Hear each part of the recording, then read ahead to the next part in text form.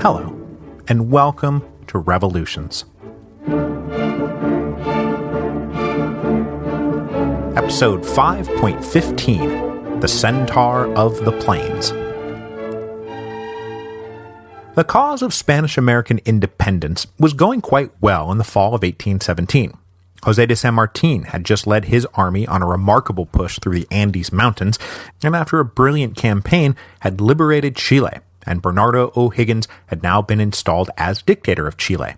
Once Bolívar is making his approach to Peru, I'll go back and give you a bit more of the play-by-play, because it really is something, most especially because San Martín had already recognized the power of the non-Criollo population, and his liberating army was almost entirely non-white.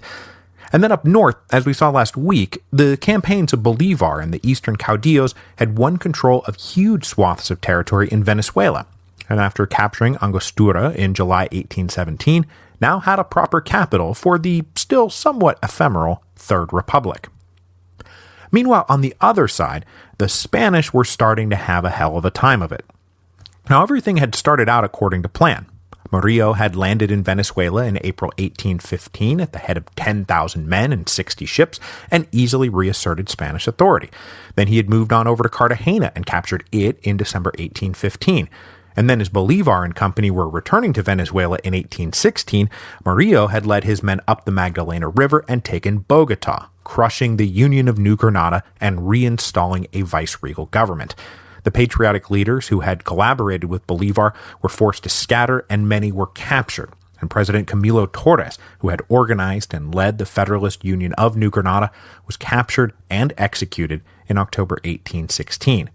And that's to say nothing of Antonio Nariño, who's already sitting in a jail cell back in Cádiz. But after this nice run of initial success, things started unraveling a bit. By the time the reconquest of New Granada was wrapping up, most of eastern Venezuela had fallen back into rebel hands, and that was to say nothing of the vast expanse of the llanos, the grasslands that stretched across the southern reaches of both Venezuela and New Granada. That wild country proved itself surprisingly resistant to Spanish authority. A small patriot army led by Colonel Francisco de Paula Santander had taken refuge in the New Granadan llanos when the Spanish began their push into the interior in 1816, and then the Venezuelan llanos, well, holy heck, I'm going to tell you all about that here in a second. So here the Spanish plan stalled out. General Murillo was supposed to pacify Venezuela, then move on to pacify New Granada, and then keep moving south to Lima to complete the reintegration of the Americas into the Spanish Empire. But instead, Murillo now had to circle back to ground he had already covered. With Venezuela falling back into rebellion, Murillo led his army overland back across the border in January 1817, setting up a headquarters in Calabozo, from which he could direct the reconquest of the Venezuelan interior, which turned out to be a grueling slog. Now, one of Murillo's biggest problems was that his forces were slowly being depleted, both in terms of manpower and morale. Now, he arrived in South America in April 1815 at the head of 10,000 soldiers, all well-trained veterans of the Peninsular War. But as usual, as soon as these men arrived, they started dropping dead of tropical diseases. Now, not quite at the epidemic rate of the Leclerc expedition, but still pretty bad. And it was difficult for Murillo to then replenish his ranks because he had been told to avoid recruiting from the native population. The geniuses back in Madrid wanted a Spanish army to conquer the Americas so that there was no question about who was boss. So rather than inviting possibly loyal Americans to join the struggle, Murillo's commanders just tried to make do with what they had and accepted attrition as a fact of life. Now, this was not an absolute rule, and as soon as he arrived, Murillo augmented his cavalry by incorporating men from the old legions of hell, but those guys had already been incorporated into the royalist military structure, and it was a matter of transferring them rather than recruiting them. But even if Murillo had been allowed to go recruit, it's not clear he would have had a ton of success in the mixed-race populations that had so consistently joined the royalists, going all the way back to Monteverde's campaigns against Miranda. Because things have now flipped. The royalists now stand for a re-entrenchment of the old colonial order with all the racist baggage that came with it, while Bolívar and his fellow Republicans now proclaimed liberty and equality. So by the fall of 1817, the energy and momentum seemed to be with the Patriots. And oh, by the way, General Murillo, now headquartered in Calabozo, is routinely sending requests back to Madrid asking to be relieved of his command, please. Simón Bolívar, meanwhile, was situated on the other side of Venezuela, on the Orinoco River, in the city of Angostura. Now mostly recognized as El Jefe Supremo, Bolívar spent the last few months of 1817 trying to cement a professional military structure for the armies of the Republic, to take the personal armies of the caudillos and merge them into a single apparatus with a single chain of command, and everybody divided up into armies and divisions and brigades and battalions on down the line, and Bolívar at the top as commander-in-chief. At the end of September, he created a standing general staff to ensure continuity of strategy, tactics, and logistics. To maintain discipline in the ranks, he formalized a network of courts-martial to cut down both on arbitrary punishments handed down by commanders and men escaping punishment for crimes and abuses and disobedience. Bolívar also created a tribunal that would regulate the seizure and distribution of captured property. Up until now, the spoils of war had been distributed by the caudillos to their men, but Bolívar now centralized the process under a tribunal who would assume authority over all the plunder. And the profits would mostly go to cover the expenses of the army. Wages, provisions, armaments, they all needed to be paid for somehow. Anything left over would then be directed towards the burgeoning civilian government, which for the moment was a council of state that had been established by Bolívar in Angostura. Really, it was just a small committee of civilian and military leaders who El Jefe Supremo Bolívar turned to for advice, but that was all they could offer, advice. El Jefe Supremo made all the final decisions. Then to further strengthen his army, Bolívar also initiated a program that would introduce a whole new element into the struggle for independence: foreign mercenaries. Up until now, individual adventurers had been popping in and out of the picture, but Bolívar now envisioned something bigger, more systematic, and hopefully more overwhelming. To launch this program, he wrote back to his old friend Luis Lopez Mendez in London.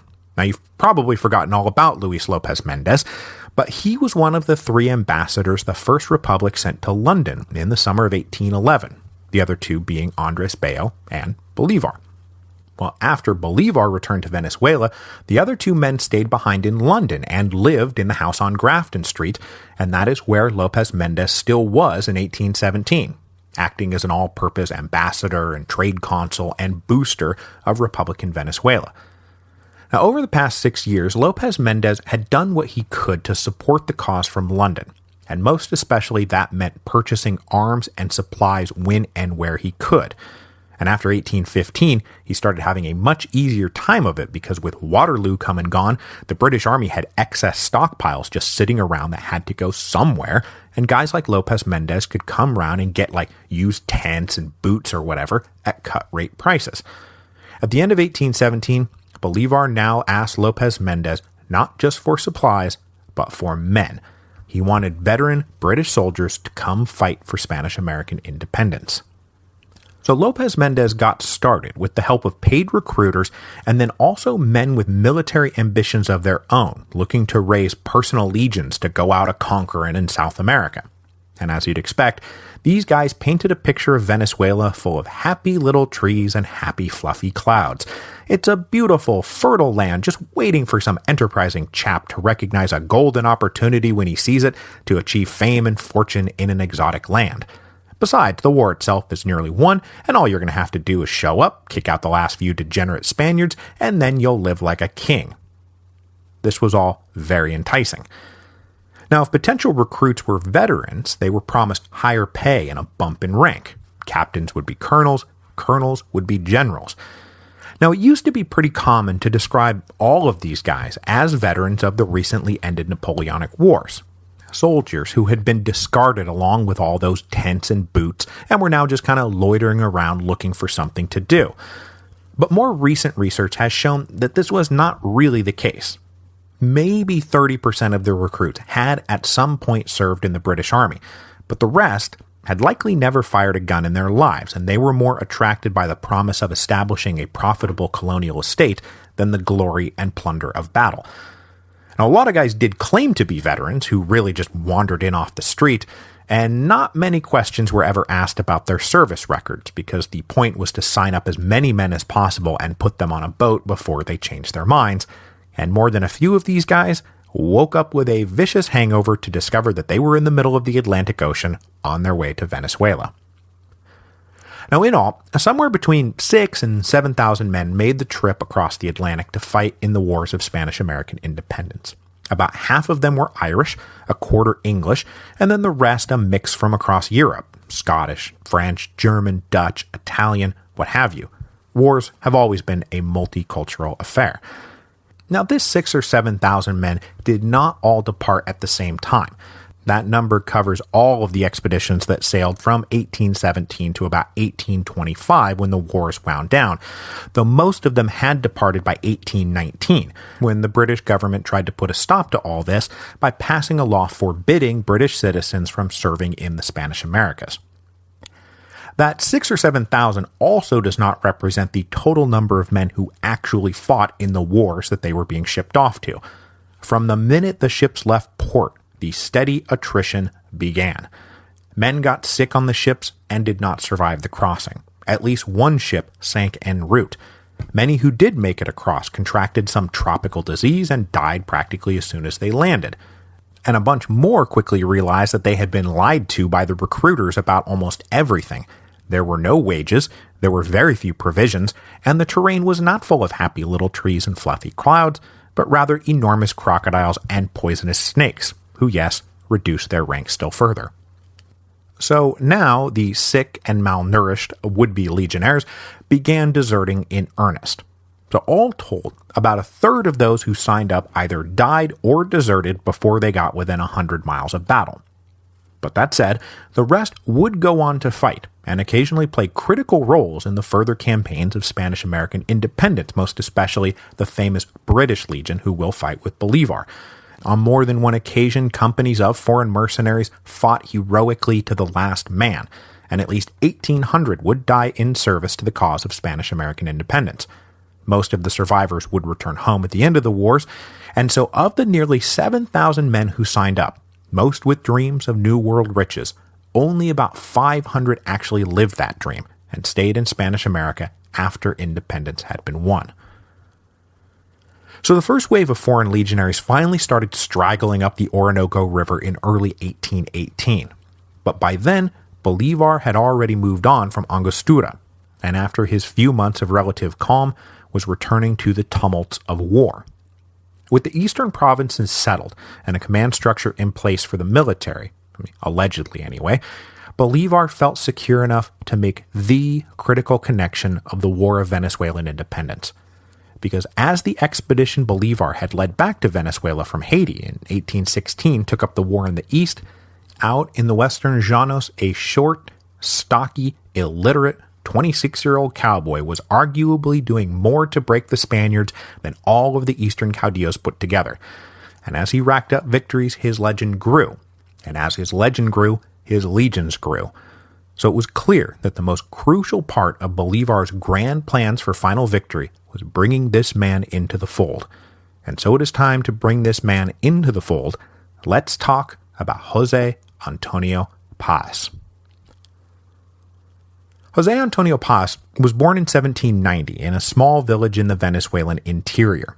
His father was of Canary Island stock and held a minor government post, but the family was poor, and young José was just one of a pile of children. He never received a proper education, he could not read or write. British officers later claimed that they had to teach him what a fork was and how to use it. Now, who knows what would have happened to Pius had his life stayed on a normal trajectory. Most likely he lives and dies in obscurity, but his life did not stay on a normal trajectory, because at the age of 15, José Antonio Pius killed a man.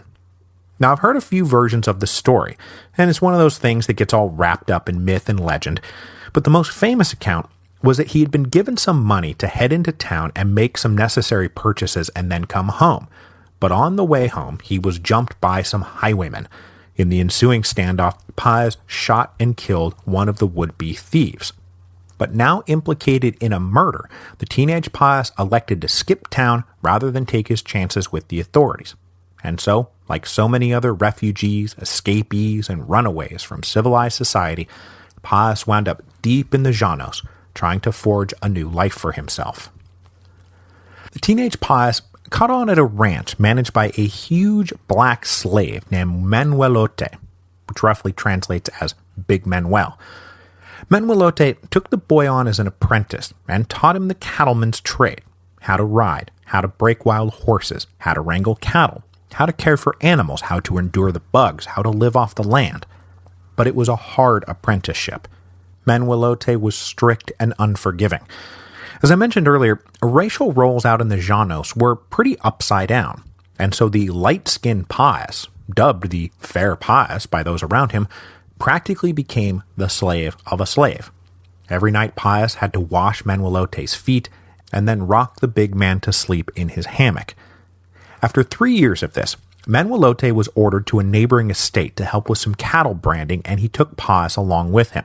And the owner of that estate took a liking to Pius, and here no doubt being the fair Pius helped the young man catch the attention of the Criollo owner. So Pius stayed on that estate and became a trusted agent before being set up with a herd of cattle of his own to go make his way in the world as an independent operator. So in 1810, at the age of 20, Pius got married and settled into what was presumably going to be a long life as a marginally prosperous cattle rancher. But of course, 1810 is when everything went bonkers in Spanish America. After the people of Caracas expelled Captain General Emperan, Pius was recruited into a cavalry company led by his old patron, but the Llanos was nowhere near the center of the action. So after the Declaration of Independence in July 1811, Pius did not really participate in any of the subsequent military campaigns, as Miranda gave way to Monteverde in 1812, and then as Monteverde gave way to Bolívar in 1813. After 3 years of service, Pius had risen to the rank of sergeant, but decided that he had had enough, and was granted an indefinite leave of absence just as Bolívar was beginning the admirable campaign. But not long after the establishment of the Second Republic, the Llanos became a hotbed of royalism. I mean, this is just as Beauvais is raising what will become the core of the Legions of Hell. So Pius was recalled to service, but now at the order of a royalist commander. Now Pius was a patriot, though, and so after duly reporting and being commissioned a captain, Pius asked for a few days' leave to prepare for the campaign and just never came back. Instead, he joined a small company of patriotic llaneros who operated well away from the marauding armies being raised by Beauvais. When the Legions of Hell really got going in early 1814 and then rode north to take on Bolívar, Pius and his small band stayed behind in the Llanos to continue their own little rearguard guerrilla war. Pius and his compatriots took the fall of the Second Republic and the arrival of Pablo Murillo's armada in stride and just kept fighting, soon discovering that the combination of the death of Beauvais and the influx of Republican refugees into the Llanos in 1815 was swelling their ranks considerably. And though Pius was at this point an inconsequential junior officer, he had stumbled onto something resembling ambition, and started swearing that he could raise an army as mighty as the now disbanding Legions of Hell. And he turned out to be right. By the time Pablo Murillo's armada was disembarking for Cartagena at the end of 1815, Pius was leading 1,000 men, all of them expert riders, immune to hardship, well-trained in guerrilla tactics, and able to operate independently with only the vaguest of instructions. With the rest of the Patriot forces now either destroyed or in exile, by 1816, José Antonio Pius was leading practically the only organized Republican army in all of Venezuela. And more than that, he was winning battles and exhausting the supposedly victorious Spaniards. Now by now, Colonel Santander had moved down into the far western Llanos over on the other side of the border in New Granada, and he recognized how successful Pius was being. So in September 1816, Santander made a trip over to congratulate Pius, but most especially to bring him under Santander's overall command. Still carrying a commission from the now defunct Union of New Granada, Santander was under the impression that he outranked Pius, which turned out to really not be the case, and when it came out that Santander expected to displace Pius as chief, Pius's men got awfully unruly. Pius told Santander matter-of-factly that if he wanted to get out of this camp alive, he better acknowledge that Pius was actually the supreme leader of the Llanos. So Santander left, and Pius remained boss. So more than anything else, it was the successes of Pius, even more than those of the eastern caudillos, that brought General Murillo back to Venezuela in January 1817.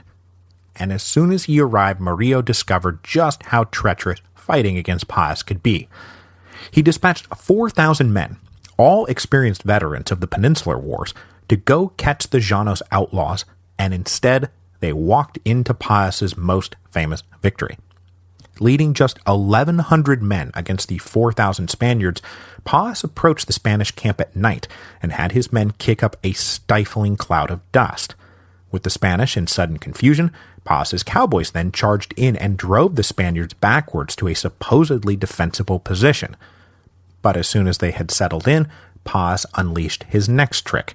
He ordered the dry grasslands lit on fire, and that created a wall of smoke and dust and ash, and then he ordered his men to ride straight at the Spanish through this fiery haze, crashing on top of them with a relentless series of charges until the Spanish could take it no more. These hardened veterans of the Peninsular War had just been smoked by 1,000 Venezuelan cowboys. It was a major victory for Pius, and it helped his legend grow even further, and they were now calling him the Lion of the Apure, the Apure being one of the principal river systems of the Llanos. They also called him the Centaur of the Plains. His 1,000 men ballooned possibly tenfold after this victory, and though Murillo continued to try to launch pacification incursions into the Llanos, there was very little to be done, and he later admitted that the whole enterprise was utterly demoralizing. And oh yeah, Murillo is continuing to send in his request to be relieved of his command. By the time Bolívar was re-landing in Venezuela in early 1817, it was well known that this man, Pius, the Lion of the Apure, was kicking ass out in the West, and it will ultimately be essential for the two branches of the patriotic cause to work together. But it would be another year before that connection could be made. Bolívar had to first head southeast into Guayana and then come up the Orinoco to Angostura in July, and then solidify the Patriot hold on the eastern provinces. But by December 1817, Bolívar and Pius were exchanging letters, and they agreed to meet the following month to come to an agreement. So Bolívar departed Angostura on New Year's Eve 1817 at the head of 3,000 men, and over the next 20 days, they traveled 250 miles up the Orinoco River and then out onto the plains for his fateful meeting with the Centaur of the Plains. Bolívar's goal was obviously to do what Santander had been unable to do, to get Pius to recognize him as El Jefe Supremo. But you might at this point be asking yourself, why would Pius do that? And indeed, Pius was very skeptical of this man Bolívar. Pius knew him by reputation, but of course, that reputation is not exactly great. Bolívar has won some great victories, sure, and he's obviously committed to the cause, but he kind of always winds up in exile. And that was to say nothing of the general Llaneros disdain for soft Criollo aristocrats, of whom Bolívar was surely one. And so it came as much of a surprise to Pius as anyone else that when this little dandy rode up with his immaculate uniform and starched white shirt, reeking of cologne on January the 31st, 1818, Pius found himself liking Bolívar quite a bit. As we've seen, Bolívar possessed a disarming charm. He did not come off as imperious and arrogant, but rather as an easygoing, down-to-earth soldier who was as immune to personal hardship as the Llaneros themselves. And over the course of their time together, most of the cowboys came to respect Bolívar quite a bit, and he was quick to join in any feats of strength or physical challenges that the men amused themselves with in camp. He managed once, after a few tries, to run up on a horse and vault himself from its rear over the horse's head. On another occasion, he accepted a challenge to outswim a man with his hands tied behind his back, which he did. Bolívar, as it turned out, was not a soft aristocrat. And then most impressively of all, almost impossibly, It turned out that Simón Bolívar could outride them. He could ride longer and farther than any of them, and the Llaneros soon gave him the greatest compliment that they could muster. They started calling him Iron Ass. But that would all unfold over the next few months. At this first meeting, it was Bolívar's words more than his actions that won Pius over, and the Lion of the Apure came to believe that Bolívar, with all his education, erudition, and worldly experience, was a better commander-in-chief for the Patriot armies than a humble, illiterate cowboy like himself. Plus, Bolívar did not come with nothing in hand. With royalists controlling the northern coast, the inhabitants of the Llanos had lost their ability to export their meats and hides, and as a result, their economy had long been crippled. But Bolívar now controlled Angostura and the Orinoco River, and promised the suffering Llaneros an outlet for their exports. Now, Pius would never become a hardcore Bolivarian, but he did agree to call Bolívar El Jefe Supremo, and let Bolívar take the lead in the next stage of the campaigns. That next stage would unfold over the course of the first half of 1818, and lead many to believe that Pius, not Bolívar, really should be El Jefe Supremo. Bolívar always had grand plans, and now he wanted to overrun all of Venezuela and push into New Granada to liberate their brothers in the east. Feeding this particular vision was Colonel Santander, who had ridden to join Bolívar and Pius when he heard that they were meeting. He begged them to help him reinvade New Granada, and this, of course, Bolívar was ready to do, but Pius was, and would remain, unconvinced. He would remain thoroughly resistant to the idea of leaving the Llanos behind. His men were plainsmen, and they would lose all their advantages in the mountains. But the liberation of New Granada was now no longer the end of Bolívar's dreams. He had even bigger dreams, because reports by then had reached him that José de San Martín had been victorious in Chile and was planning an invasion of Peru. Bolívar wanted in on that action. But all three men could agree that the first stage would be marching on General Murillo's headquarters at Calabozo and clearing the Spaniards out of the Llanos. Pius contributed 1,000 of his best men to the expedition, bringing the whole army up to about 4,000, and they all rode together, leading to a famous little moment that I cannot resist telling you about. When they reached the Apure River, they came across a small flotilla of armed Spanish boats. Bolívar said, "Well, what are we going to do about this?" And Pius said, "Oh, don't worry about it, I'll go take care of it." And before Bolívar could respond, Pius led 50 riders on a mad charge into the river straight at the boats. The crews were so surprised that they abandoned the boats and fled. And when you read about this incident, it is often described as the only successful cavalry attack on armed boats in military history. But we know better, because way back in episode 3.40, I told you about that time that the French cavalry charged across the frozen harbor at Den Helder to capture the Dutch Navy on January the 23rd, 1795. Now, at the time, I asked if anybody out there could dispute the claim that that was the only time in military history that ships had been captured by a cavalry charge. I'd love to hear it. But when I said that, I did not yet know the details of this incident with Pius. So you can just consider this me disputing myself. It never pays to say first or last or only when you're talking about history, because there's always something else lurking out there. Anyway, the combined Patriot army soon had Calabozo surrounded, and Bolívar offered to let Murillo surrender, if he wanted to. But as much as Murillo wanted to go home, he was not going to give up, so on a moonless night, Murillo led his men out of town before the Patriots caught wise. They then made their way towards Valencia, with Murillo issuing frantic orders to Caracas for all royalist forces to converge there. Now, Bolívar wanted to pursue them, but Pius thought it too reckless. He said, "No, we need to finish the job here in the Llanos and go take San Fernando, the one major royalist base left in the grasslands." Now, Bolívar was annoyed at this suggestion and believed that Pius wasn't interested in the grand plan so much as securing the whole of the Llanos for himself. But not wanting to make this a test of leadership, Bolívar gave Pius leave to go besiege San Fernando. Meanwhile, Bolívar himself refused to just sit around and wait. So So he marched in the direction of Valencia, but he did not plan to attack Valencia directly. Instead, he envisioned a pretty crazy plan to march up through the low mountains that separated the plains from the coast and attack the Caracas garrison before it could link up with Murillo at Valencia. Now this was nuts, especially without support from Pius, but Bolívar went ahead and did it anyway. He led his men up into the same hills where the forces of the Second Republic had battled the legions of hell, even stopping to camp at Bolívar's now ruined San Mateo estate, where he had once spent a month under siege at the beginning of 1814. But that was as far as Bolívar got. While at San Mateo, he learned that Murillo had left Valencia and was headed straight for him. So Bolívar broke off his approach on Caracas and instead retreated.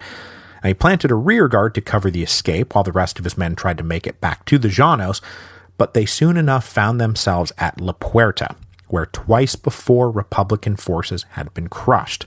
And there, the Royalists hit him, and at the third Battle of La Puerta made it a dismal hat trick for the Republican army.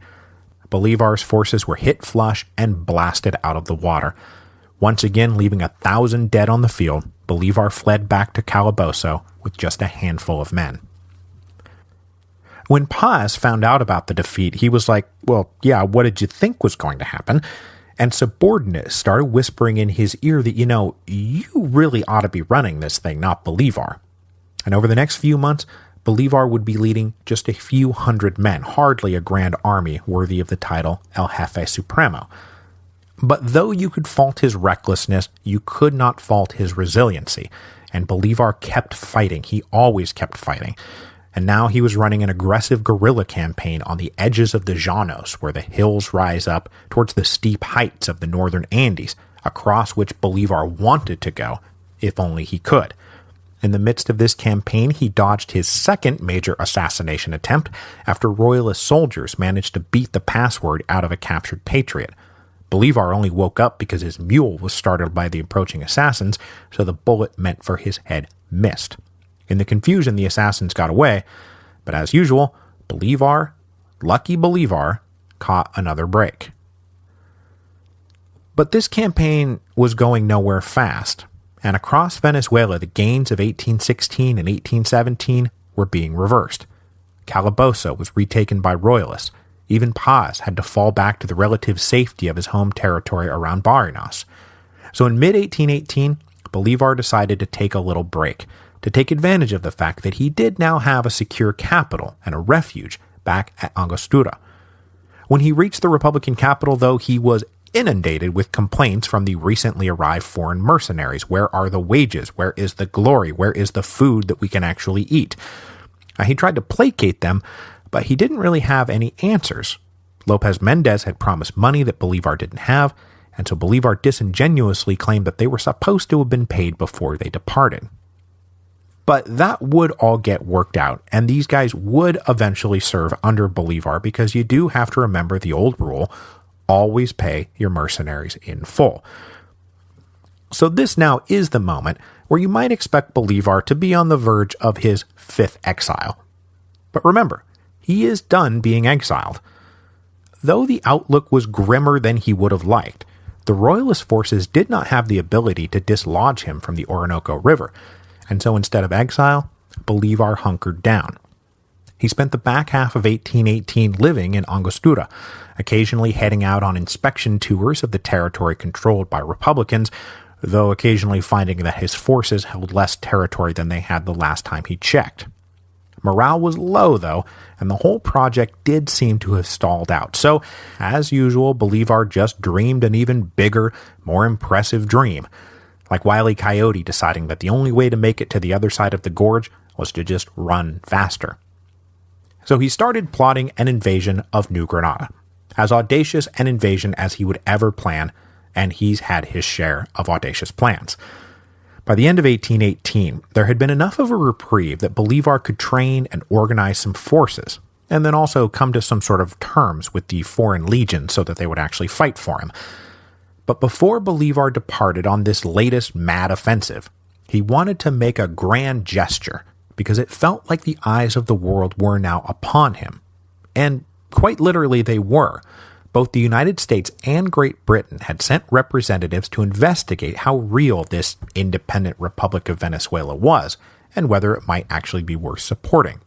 Remember, this is right on the eve of the Monroe Doctrine, so foreign policy attitudes in the United States are starting to shift. Unfortunately, there wasn't really a Republic of Venezuela to speak of. There was the Army and the Council of State, but that is hardly going to impress foreign emissaries.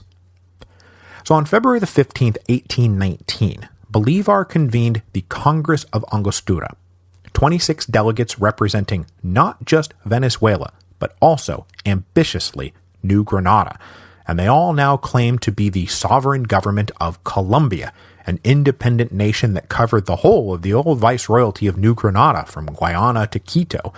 It was an empty declaration, of course, but it did fit with Bolívar's grand vision and his latest grand plan, and if that latest grand plan succeeded, then the reality would soon line up with the fantasy. The principal purpose of the Congress of Angostura, though, was to allow Bolívar to formally give up the political power he had wielded as El Jefe Supremo since taking up residence there in July 1817. So at the opening of the Congress, Bolívar delivered a speech declaring that his time as political dictator was at an end, and that he now transferred that power to the Congress.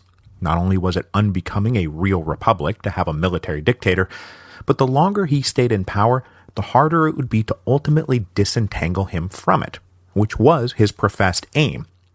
But in this way, Bolívar was a lot like Oliver Cromwell, constantly trying to give up power and vest it in some sort of representative institution, and yet always winding back up with the scepter in hand.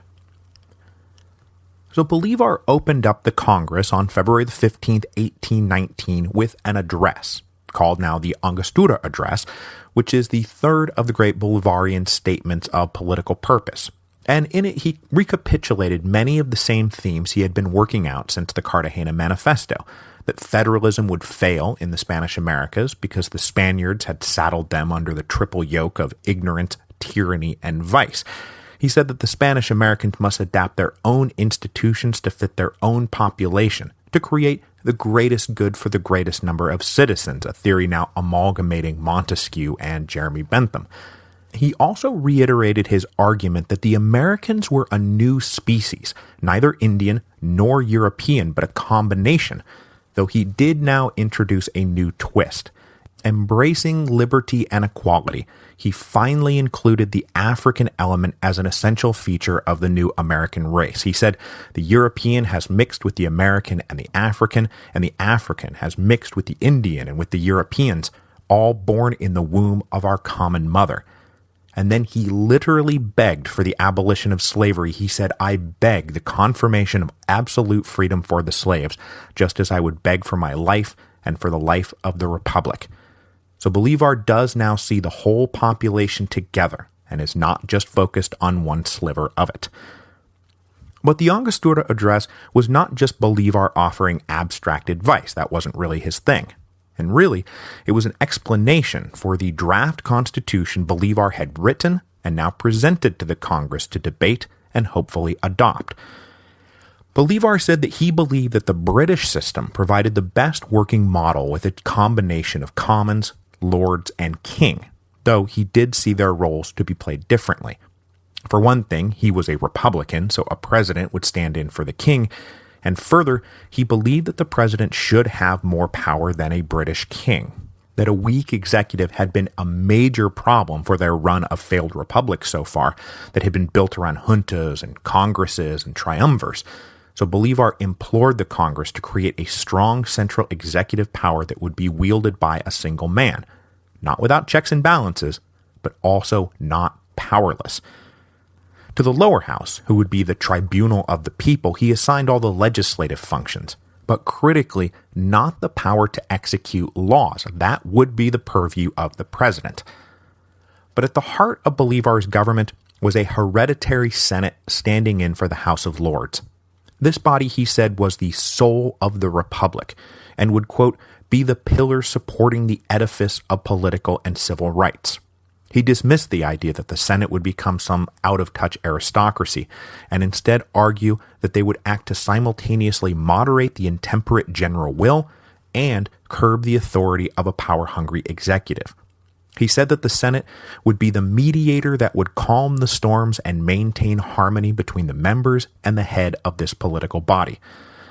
Now, whether the Senate would have been a bulwark of freedom and the nucleus to perpetuate the Republic, as Bolívar believed it would be, we'll never know, because it was never going to be put into effect. But given that I'm currently writing a book about the failure of the Roman Senate to do just that, well, I'm skeptical of its long-term viability. Bolívar wrapped up his address by hammering home his key point that unity, unity, unity must be the national motto, but also that it was time for them to forge that unity without him. He would remain commander-in-chief of the army, but his time as political dictator was now at an end. Gentlemen, he concluded, begin your work. Mine is done. And it should come as no surprise that his work was not done. And like Cromwell before him, Bolívar would find himself dragged back into politics over and over again. But for now, he did plan to depart Angostura to return to the simple and straightforward life of a soldier. And next time, he will launch the greatest military campaign of his career, greater even than the Magdalena campaign or the Admirable campaign. But I say next time and not next week because I will be taking next week off. We are approaching the end of the year, and I will remind you that I said as we approach the end of 2016 that I may find myself needing to crash on the manuscript of The Storm Before the Storm. Well, here we are. Now, my intention was to have had Spanish-American independence wrapped up by now, but surprise, surprise, it's taken me longer to work this all out than I planned. Film at 11. So from now till the end of the year, I will not be grinding out episodes every single week. The final schedule is not set in stone, but just know that new episodes won't be as frequent as they have been. Hopefully you'll thank me later when the book comes out. But all that said, I do have some other exciting news. We are ramping up for another fundraiser blowout that will open for business in mid-October, so just about 4 weeks from now. Details will come as we button up the final array of merchandise, but if anyone is interested in new History of Rome material, I have new History of Rome material for the first time in nearly 5 years. So please keep your ears open for that, and we will return in 2 weeks for Bolívar's treacherous march up over the Andes, where he will re-earn his most precious title, El Libertador.